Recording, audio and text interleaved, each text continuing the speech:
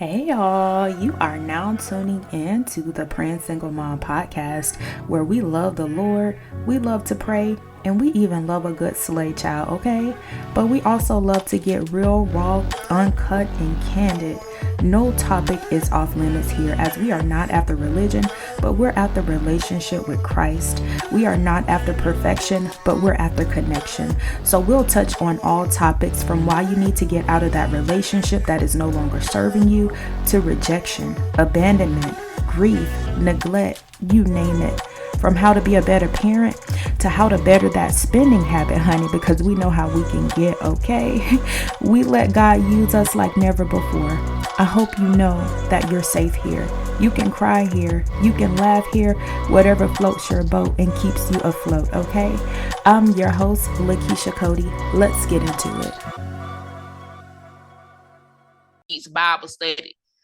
One of the reasons why I chose the book of Ruth is because the book of Ruth talks about an ordinary woman that God blesses. And if you just think about her earlier life, she was just an ordinary woman. She didn't believe in the God that we believed in. She believed in something totally, completely different. So if you think that that you can't get blessed, or you think that something cannot happen just because of your past, has nothing to do with that. He's looking to bless just ordinary people. So I'm gonna go into Ruth 1 through 5. The book begins with a famine in Bethlehem during the terrible time described at the end of the book of Judges. Naomi's husband and their 2 sons, they were in enemy territory in Moab. The sons married 2 women, Orpah and Ruth. And then Naomi's husband and both of her sons died in this chapter. So one of the things that you want to remember in this chapter is that these were women that, like I say, they didn't believe in God. They believed in something totally different. They married into a family that believes in God, and they married into a family that the mother was a woman of God. So then you goes into, so we're gonna go into Ruth 1:6 through 18. Second, okay, on in the 6th verse. One day she got herself together, she and her 2 daughters-in-law, to leave the country of Moab and set out for home. She had heard that God had been pleased to visit his people and give them food. In 7, and so she started out from the place she had been living, she and her 2 daughter-in-law, on the road back to the land of Judah. After a short while on the road, after only a short while, Naomi told her 2 daughter-in-law, "Go back, go back, go home to live with your mothers, and may God treat you graciously as you treated your deceased husbands and me." So as she's traveling on this road, I don't know if she was tired. Pretty sure they didn't have any cars back then. So as she's traveling on this road, she's telling them like, "Hey, you know, um, something probably deemed on her like, look, this is going to be too much for you all. You all need to go back home to your people, be with your people. This is going to be too much." So then you go on to 12. She says, "Go back, dear daughters, on your way, please. I'm too old to get a husband. Why, even if I said there's still hope, and this very night got a man and had sons. Can you imagine being satisfied to wait until they were grown? Would you wait that long to get married again? No, dear daughters, this is a bitter pill for me to swallow. More bitter for me than for you. God has dealt me a hard blow." So Naomi, she's pretty much feeling bad for herself. She's saying, "Listen, I don't have anything to give you. Both of my sons are deceased. My husband is deceased as well.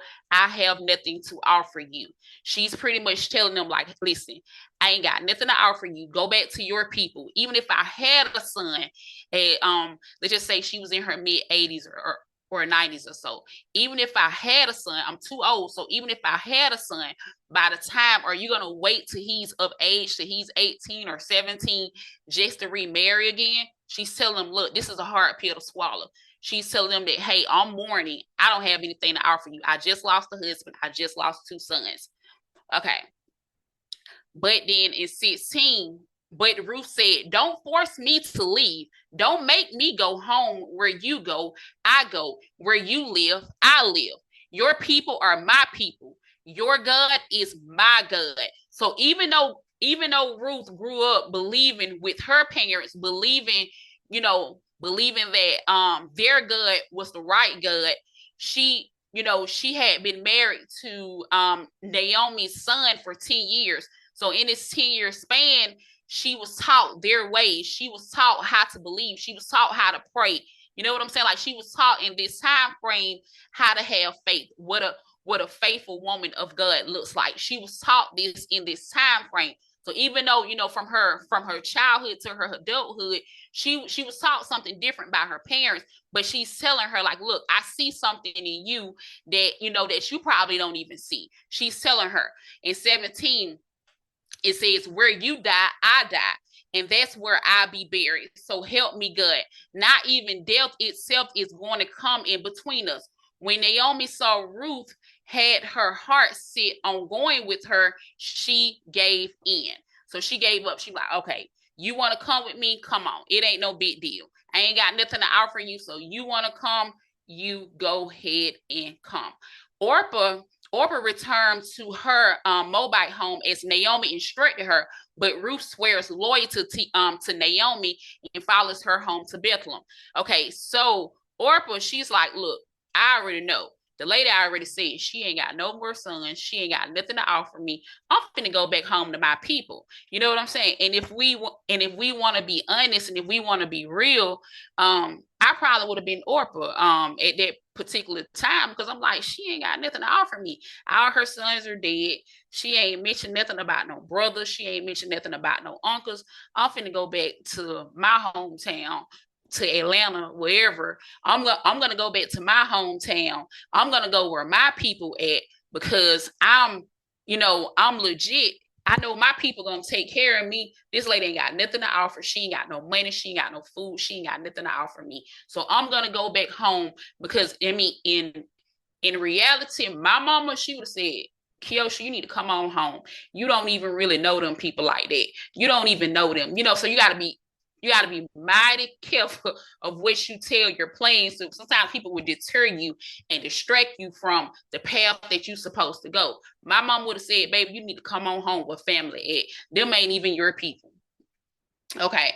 So then Naomi, she's not even when you go into Ruth 2:1-23. When you go into this text of the Bible, Naomi, hold on, not this one. Hold on, just 1 second. That's the wrong one.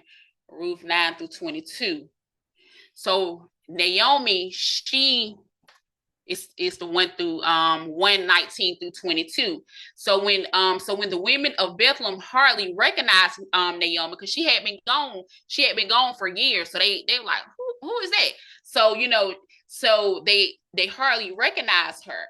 And so she's so mad, she's so distraught at what she felt like she had returned home empty. She felt like she left unmarried. She returned unmarried. She returned without any money. She returned without any kids. She felt like she had returned with nothing. She was so pissed off. She told them, listen, don't even call me. What did she tell them? She said, listen, Naomi tells them, don't even call me Naomi, call me Mara. She's telling them, hey, listen, I'm not even worthy of the name that that y'all know me by. I ain't got nothing. Call me Mara. Call me something else. Because when I left here, I had everything. I'm coming back. I don't have a pot to piss in. I don't have nothing. So call me the name that I don't even, a name that she probably just thought of, at the top of her head. Call me Mara. I don't even deserve to be called Naomi. Call me Mara. And then we're going to go into Ruth 2-23. But I'm going to go back and and talk about Orpah. Because I'm gonna say this. Sometimes you gotta be, what is it I want to say? Sometimes you have to, through your walk with Christ, everybody cannot go with you. Everybody, it's not meant for everybody to travel the same path as you. Everybody cannot go down the road with you. It's not meant for, amen. She was bitter. Yes, exactly, Hannah. She was bitter. So, I'm going to say that everybody's not meant to travel the same path with you. Her path was a little bit different than Ruth's path. But, who's to say, just because she rushed it home and because she didn't want to wait, who's to say it wasn't something waiting for her, waiting for her if she would have followed behind Ruth. A lot of time, us as Christians, we think that we have to be the forefront and think that we have to be, in the front every time. But sometimes it's meant for us to just follow somebody else. It's meant for us to, follow them if God tells us to follow them. But even sometimes if God tells us to follow somebody, you like, God, why I gotta follow her? She don't even know what she's talking about. Or God, why, you ask so many questions, but when God told Ruth to follow Naomi, she did not question God. She told Naomi, listen, your people are going to be my people. When you die, I'm going to die wherever you die. I'm going to go wherever you go. I'm going to, pretty much saying that she's going to be her rider. She's going to be there right beside her. She's going to be loyal to Naomi. You're going to be loyal to Naomi. And then it goes into, she's like, so Naomi, like I said, she pretty much gave up. She like, listen, if you want to come, child, if you want to come on, Ruth, I already told you, I ain't got nothing for you to offer. But if you want to come, just, oh my God, Lord, just let the child come on. Let the child come on. So we're going to go into Ruth 2, 1 through 23. This is when she meets Boaz. She meets Boaz in these chapters. So just 1 second. Yeah, she meets Boaz. Okay, so in Ruth 2, so now Naomi has a relative on her husband's side, a man of standing from a clan, Elamite, whose name was Boaz. And Ruth, the Moabite, said to Naomi, let me go to the field and pick up the leftover grain behind anyone whose eyes I find favor. Naomi said to her, go ahead, my daughter. So she went out, entered a field, and began to glean behind the harvesters. As it turned out, she was working in a field belonging to Boaz, who was from the clan of Elamite. So let me tell you something. So this is where, she's working. I'm going to be honest.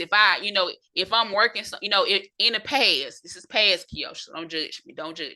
So in the past, if I had been working on a job, I'm not going to pick up after nobody left over. That's why you have to humble yourself. I'm going to be like, what they got going on? How much do they pay? What the benefits is. Before I work, I want to know what the benefits is. What's the 401k looking like? What's the hourly pay looking like? But Ruth, she didn't care.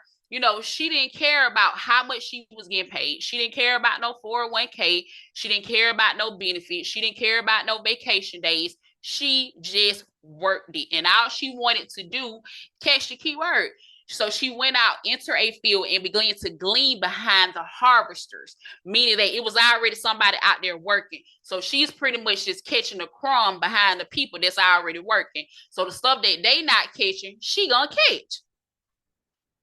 As it turned out, she was working in the field that belonged to Boaz, who was from the clan of Elamite. So I'm gonna tell you something. So she's working, and guess what she's doing? She's not on no job gossiping. She's not on no job worrying about, oh my God, like why they not picking up everything and I'm over here working harder than anybody else. She's not worrying about that at this time, because what she was taught from Naomi and what Naomi had on show her as a Christian woman. be about your father's business. As long as you are about your father's business, everything else will fall in place. So that's pretty much what she was doing. She's worrying about her father's business. She's in the field working. She's not looking to the right. She's not looking to the left. I'm going to go ahead and pick up the leftovers. That's pretty much what she's saying.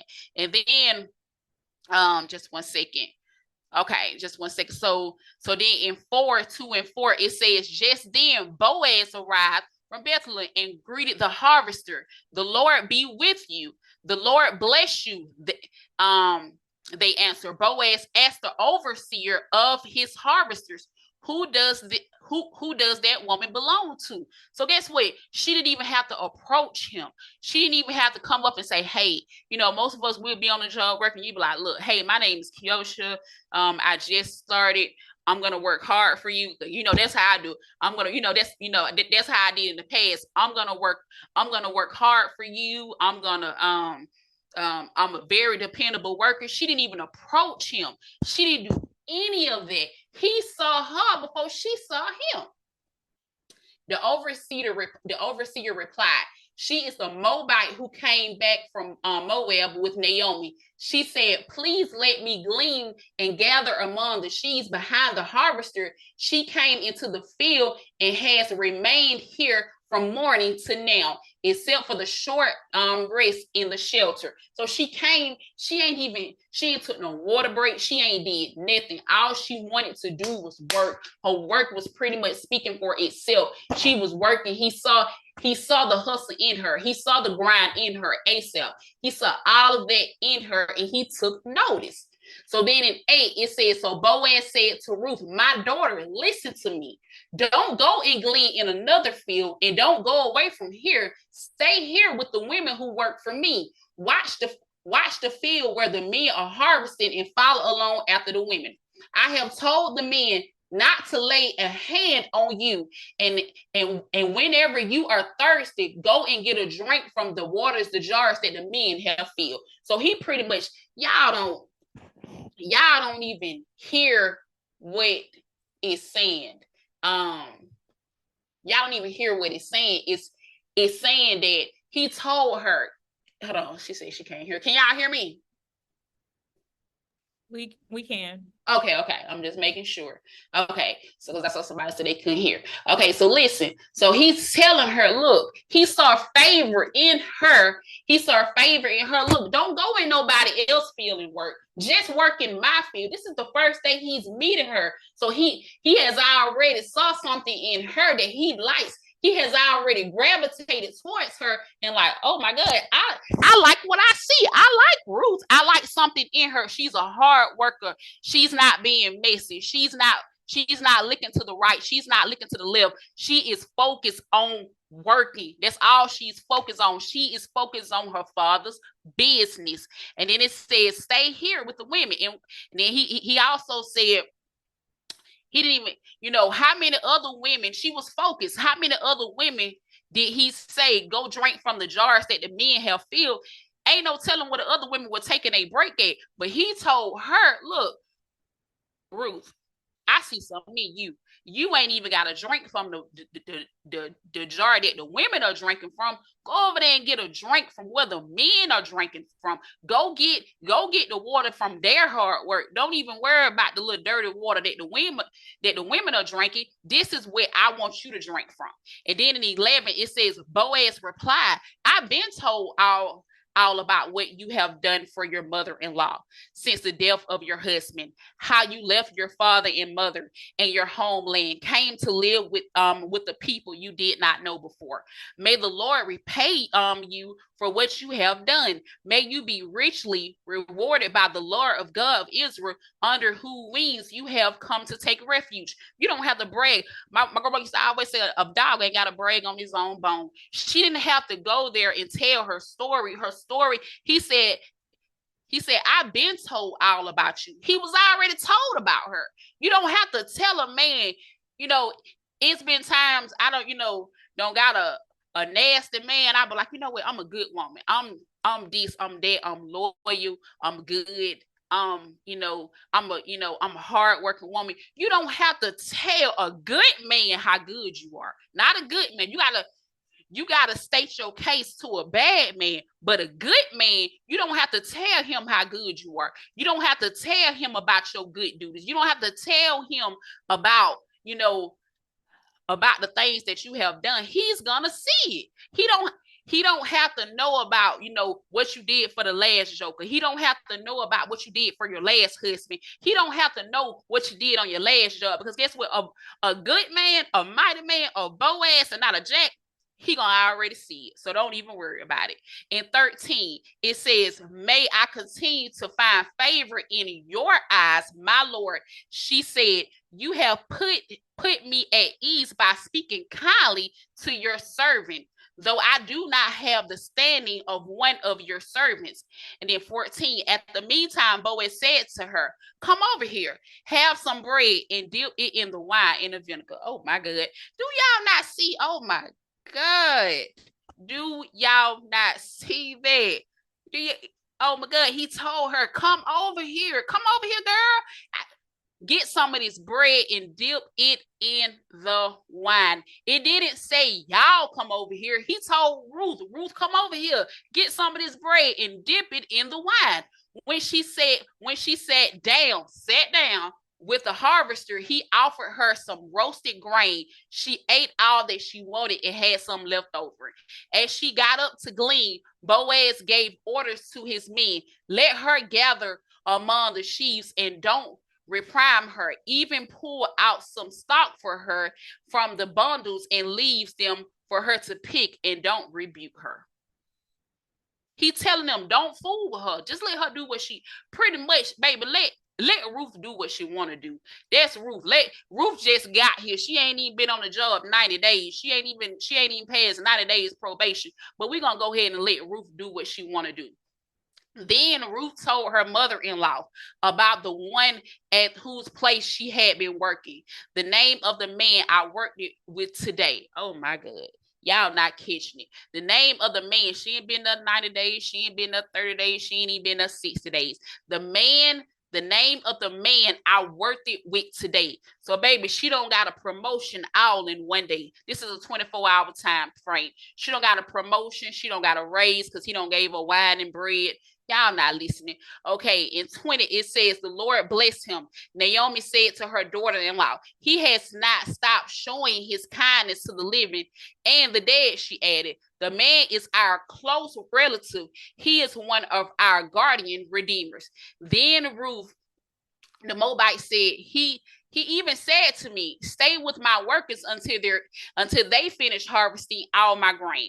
Naomi said to Ruth, her daughter-in-law, it will be good for you, my daughter, to go with the women who work for him, because in someone else's field, you might be harmed. So she's telling her, God don't show favor upon you.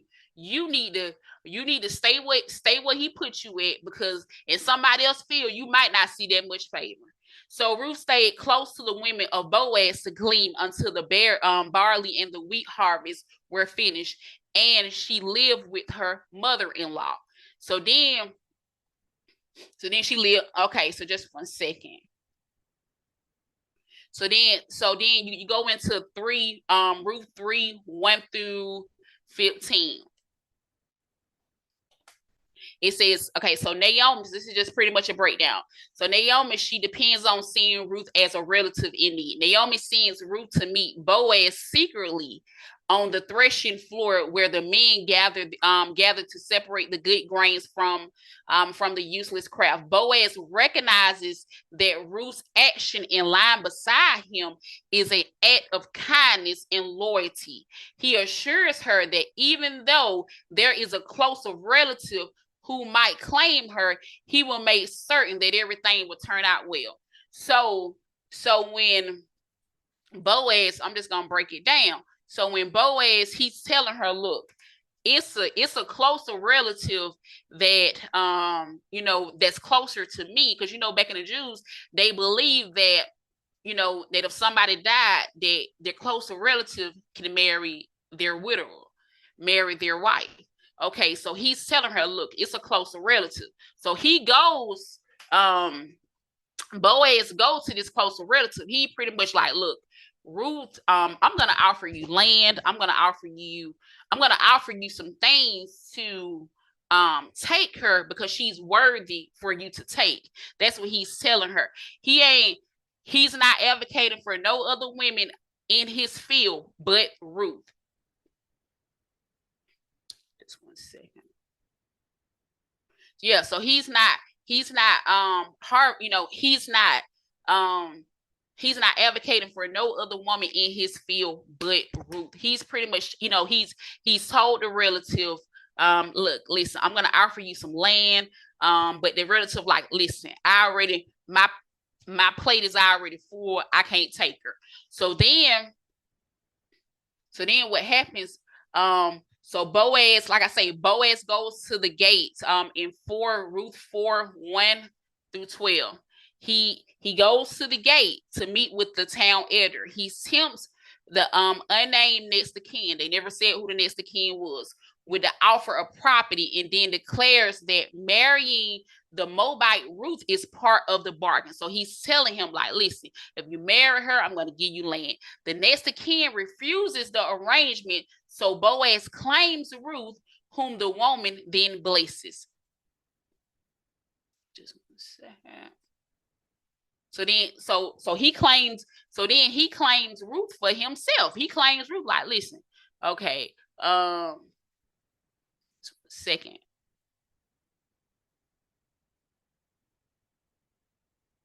And then said, and I thought to advertise thee in 4:4, Ruth 4:4, but buy it before the neighbors and before the elders of my people. If thou wilt redeem it, but thou wilt not redeem it, then tell me that I may know, for there is none to redeem besides thee, and I am after thee. He said, I will redeem it. Then Boaz said, what day thou buyest the field of the land of the hand of Naomi, thou must buy it also, Ruth of the Moabites, the wife of the dead, to raise up the name of the dead upon his inheritance.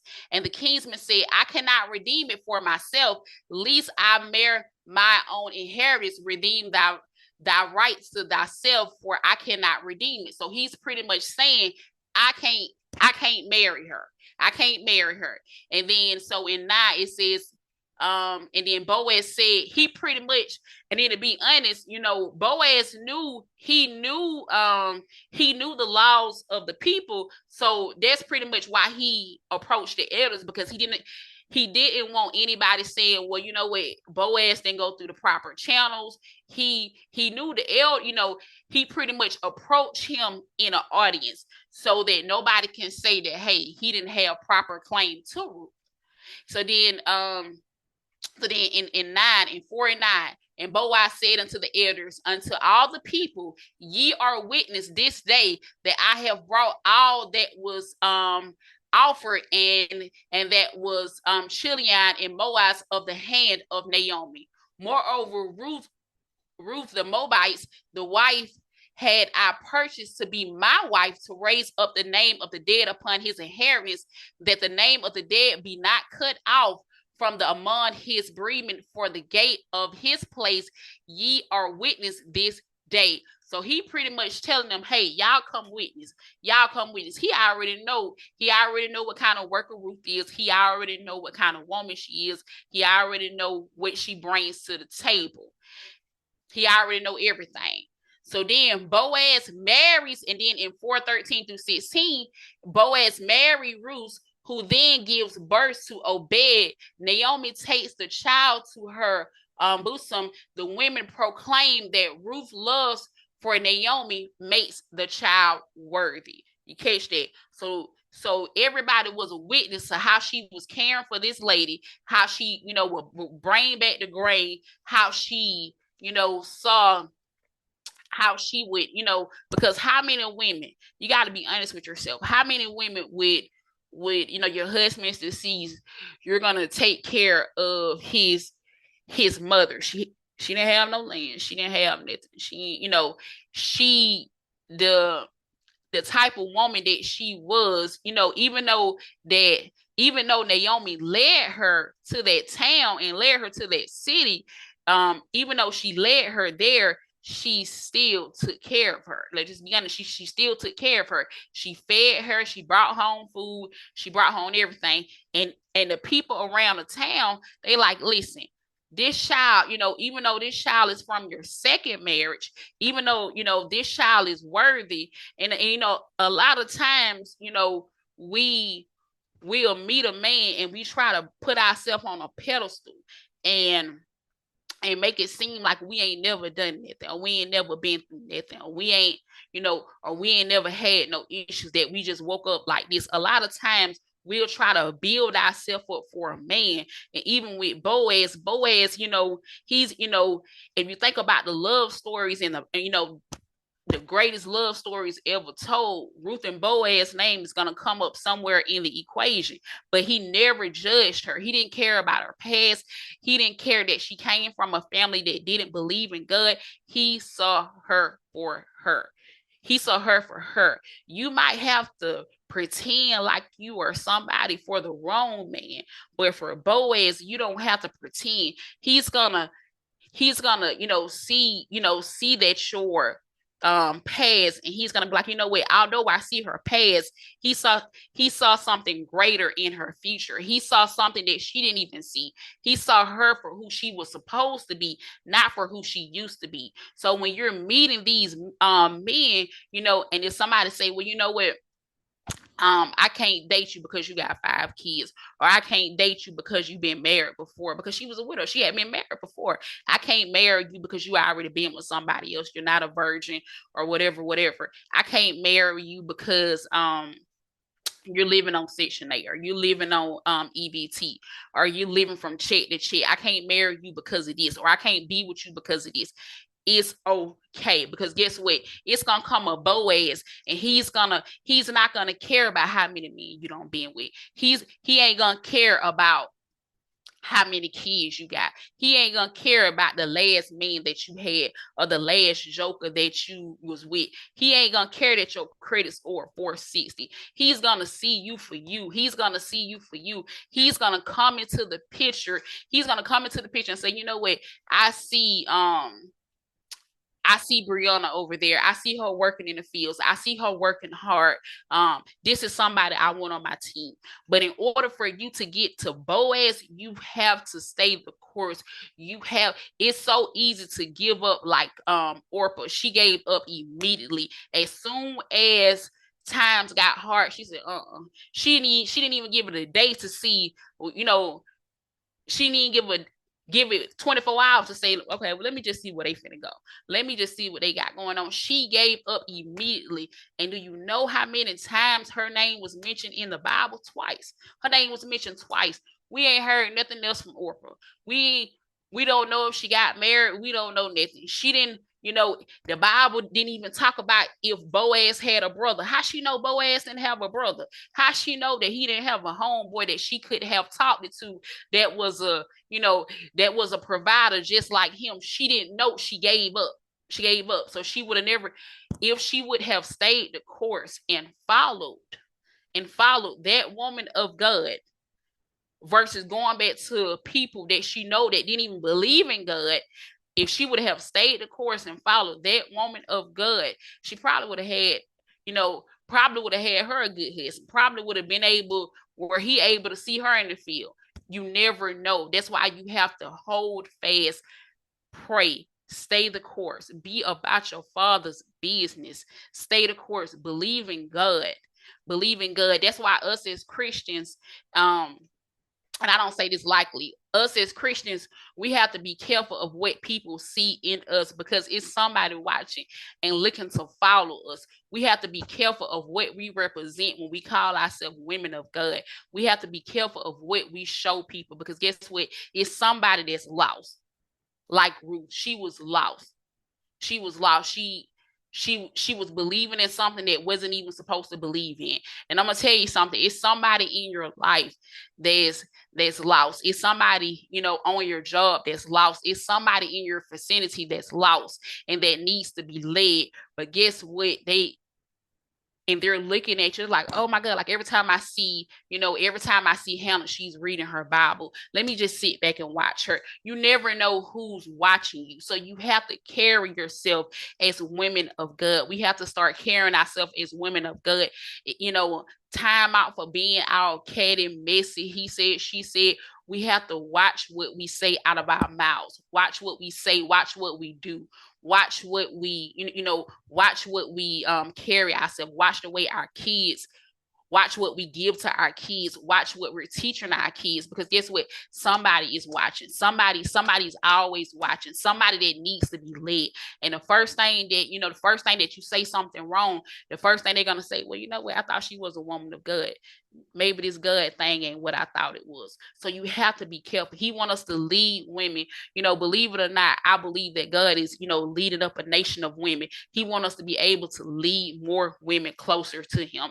And the way that we lead more women closer to him, watching what we're doing, watching what we're saying. Naomi, even in the text, Ruth had been around her family. It doesn't say if she was in her early 20s or whatever. It doesn't say, but she had been around the family that she was birthed with for years, for like 20 so years or so, or 30 some years. So this is what she had been taught since birth. But the spirit told her, like, listen, what you were taught was wrong. The way that Naomi is raising and the way that she this is right. This is of God. This is of the spirit. So she followed the spirit. She didn't follow man. She didn't follow the flesh, because guess what? Orpah, she followed the flesh. She followed what was familiar to her. Sometimes we have to come up out of what's familiar to us and sometimes go into a place that's uncomfortable. She could have went back home to her mama where she knew she had a bed. She could have went back home to her mama and daddy where she knew the lights were on. She could have went back home to her mama and daddy where she knew she had food. But because she had faith, and because she went on a path that wasn't familiar to her, and a path that wasn't what she was used to, and a path of what she wasn't taught, and a path that was different than what than probably what anybody else has a path that was different. She was able to get blessed. She was able to get blessed. She was able to she was able to see her blessing. She was able to be blessed tremendously. Because if you think about it, the husband that she had before, he was staying at home. All of them were staying under one roof. They were staying. It never said that. It said it never said that her husband, Ruth's original husband, it never said Ruth had her own home. She didn't have any kids. She, sometimes when God removes something, I'm a witness to this. Sometimes when God removes something, he will bless you with something better. Bless you with something of, anytime he removes something, he's going to bless you with something that's going to replace what you had even better. Like I said, I'm a witness to that. I've been married twice. I'm on my second marriage now. So I'm here to tell you that even when you think like, okay, my God, like, God, my husband just left me for another woman or whatever. Maybe it was meant for that joker to leave you, and maybe it was meant for you to learn that lesson from him, just so that you can, put you on a path to the better husband, to the, unto a husband that can provide for you. It never said, unless I missed something, it never said that that Ruth's husband had his own land or anything like that, but Boaz did. So he not only, but it didn't say that he wasn't a good husband, but he just wasn't like Boaz. Boaz was a good man. I'm just telling you, he just was a good man. So whenever you think that, you're too good to follow behind somebody else, or whenever you think that, like, what, I don't want to follow that person, think about Ruth. Think about Ruth. She followed behind somebody that didn't have anything. But because she knew that this was a faithful woman of God, because she knew that this was a faithful servant, she said, listen, my people don't believe. Sometimes people will judge you by the fruit that you bear. So her fruit that she was bearing, the fruit that she was showing Ruth, was the fruit that Ruth wanted to produce herself. So the type of woman that she saw, she wanted to be that herself. She saw something in Naomi that she didn't even see in her own mother. And I'm just being honest with you. So sometimes you have to just be careful of what God is showing you, what the path that he wants you to go in. It ain't meant for all of us to lead. Sometimes it's meant for us to follow behind somebody. Sometimes it's meant for us to play the back seat. And when it's time for us to come to the forefront, we're going to come to the forefront. It ain't meant for all of us to be business owners. Sometimes it's meant for us to just to braid the hair in the background. Sometimes it's meant for us to just, sweep the floor at McDonald's or whatever is meant for us to do. Sometimes he is putting you in the background to humble you. He put her in the field to humble her. And in 24 hours, in less than 24 hours, she was promoted. Somebody seen something in her. People that had been in that field for years, people that had been in that field for months, weeks, already passed the 90-day probation, whatever. People that had been in that field, this man saw something in her that he didn't even see in the workers that he had been training for years or months or whatever. So she went past the 90-day probation. So when somebody tells you something like, hey, you can't have this, you just got here, you ain't even been on the job 90 days, this promotion, you got to be here a year before you get this promotion. Think about Ruth. Think about somebody that got promoted in 90 days. You don't have to go around telling people how good you are. You don't have to go around meeting men and telling them, like, you know what, I'm a good woman. I'm a provider. I cook, I clean. I do everything. Everything about me is good. You don't have to broadcast what you do, because guess what? Your time is coming. When the right man comes, he's going to see you before you see him. The Bible said, he who finds a wife, not she who finds a wife, he who finds a wife, he who finds a wife, he's going to see you. He's going to find you.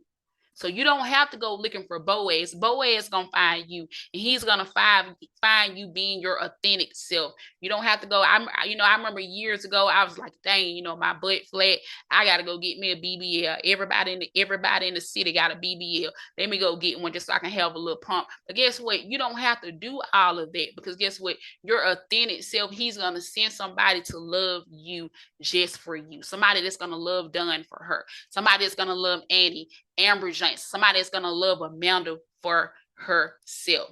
Boaz is gonna see through everything. He's like, you know what? Oh my God, there go Lakeisha. She's a hard worker. I see what she's doing. And then you know what? He was watching her from a distance. So it's somebody that's right now that's watching you from a distance that you don't even know, that's watching you from a distance. And he's seeing how hard you're working. He's seeing what type of mother you are to your kids. He's seeing what type of provider you are before he even step into the picture. Don't no man want no lazy woman, point blank, period. He saw that she was a woman that could provide for herself. So he saw favor in her before she even saw him. He was in the background watching her. So you don't remember anything else from nothing I said. Be the background. Sometimes it ain't meant for us to be the forefront.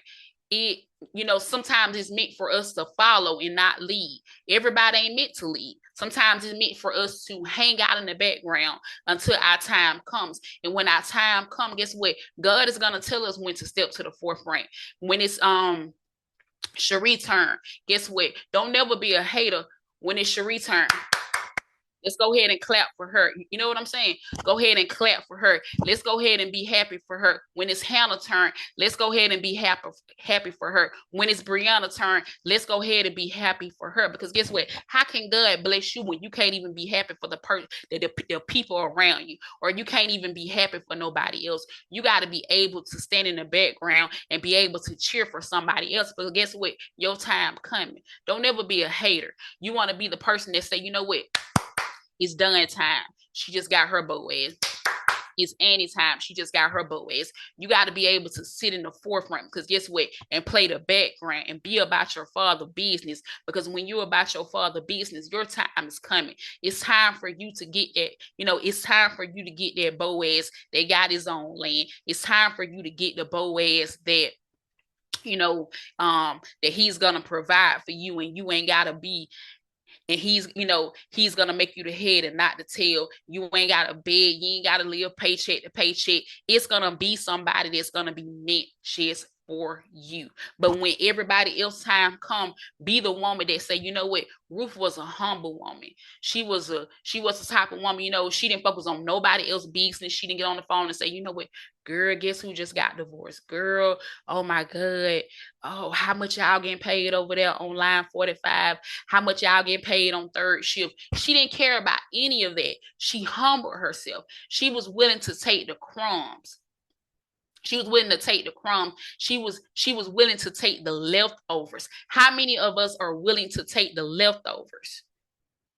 How many of us are meant to take what, say, well, you know what, how many of us are even willing, somebody say, you know what, I got some used clothes. How many of us are willing to take the used clothes? How many of us are willing to take what somebody else has left over? You got to be willing to humble yourself. She was willing to take the stuff that everybody else dropped on the ground. How many are willing to take the hand-me-downs? How many are willing to take, don't ever knock the hand-me-downs, because guess what? Somebody gonna see you. Somebody gonna see you. And one day those hand-me-downs, she was willing to take the leftovers. And that man said, come over here. Let me let you dip your bread in this wine. Everybody else was drinking water. He said, come over here. Let me let you dip your bread in wine. He saw favor upon her.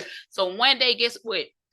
When you working hard, while you're focusing on God and while you're about your father business, he's going to send your Boaz, and your Boaz going to say, you know what? Come over here. Let me let you dip your crab leg in this butter. Let me go ahead. You ain't gotta eat that chicken no more. Let me give you some crab legs. You ain't gotta eat oodles and noodles no more. Let me give you some filet mignon. Let me give you some salmon. You ain't gotta dip. You ain't gotta drink the water from Piggly Wiggly no more. I'm gonna go ahead and bless you. I'm gonna go ahead and bless you. Let me upgrade you to a final way of living. That Boaz coming to upgrade you, not downgrade you. So that's how you gonna know if it ain't Boaz. Boaz ain't willing to, take away from your household. He's coming to add to it. He's coming to add to your value. He's not coming to depreciate done. He's not coming to take away from Annie. He's coming to add to you. He's coming to add to Cherie. He's not coming to say, you know what, oh my God, like she made good money. No, he's coming to give you value. He's coming to uplift you. So anytime you think about meeting a man, think about what is he adding to you? What is he, can he handle your past? Because Boaz heard about her past, and guess what? He looked past all of that. He said, I heard about that. I heard about that. I don't care about none of that. I heard about that. I heard about your great daughters or whatever. But you know what? I'm more focused on your future. I'm more focused on your future. He had not heard about that. You understand what I'm saying? So how many men can say, you know what? I heard that she don't sleep with 100 men. I still love her. I see how hard she's working. I don't care nothing about her past. I knew, just like God say, I knew you before you were formed. So when that man comes, he's coming because God is sending him to you. So God, I already know that you don't had 100, that you don't had abortions. God know that you start having sex when you were 16 or 15. God, I already know that. So when he's coming, so when he's sending that man, you ain't got to lie to him and tell him that you only slept with 2 men. You understand what I'm saying? He's sending somebody that's not going to care about, that you got 3 baby daddies. He's sending somebody that's not going to care about how many men that you don't been with. He's sending somebody that's not going to care about that you on EBT, because the moment you get with him, he's going to tell you know what, baby, don't even worry about applying for them stamps no more, because I got us. So us as women, we have to be careful about, that we're bringing Boaz into our life and not the Jack and not the other one.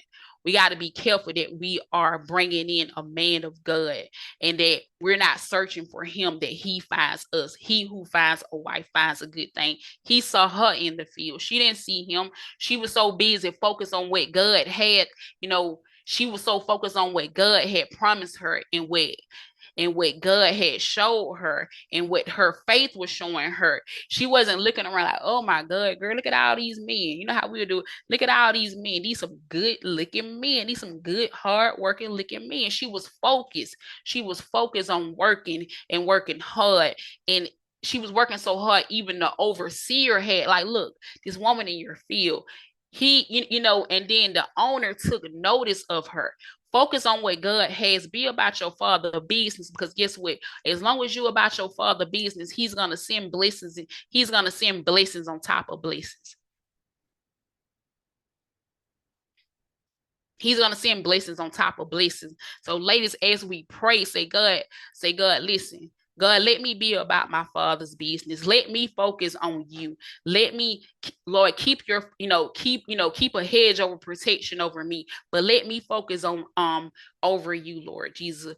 Let me follow on the path that you have me on. Focus on God. Don't worry about, finding on Boaz or any of that, because guess what? God is he's gonna know when you're ready. He's gonna know. He wants you to go through Steve, and so that you can learn how to, be a good woman. He wants you to go through Tim so that you can know how to cook it clean. Sometimes he'll take you through all these different jokers just so he can train you up, and just so when you find Boaz that you ain't lacking. It took Ruth 10 years to learn what she was supposed to learn from her husband. Then her husband died. It took her 10 years to learn that lesson. So sometimes he would train you up. Sometimes he would have you to be in these dead-end marriages or these dead-end relationships, just so when Boaz coming, you ain't lacking. So and the only thing that you have to do is get into your word. The only thing that you have to do is focus on God and have your attention on him. On God and God only, because guess what? He's gonna send that guy, and when he send that guy, just make sure that you're in the fields working, and that you ain't caught talking about nobody else, or that you ain't caught doing something that's unpleasing to God. You got to make sure that you are a woman of God, and that when people see you, they see God in you. When Boaz seen Ruth, he didn't see Ruth as a messy woman. He didn't see Ruth as a woman that couldn't work. He seen Ruth as a hard working provider.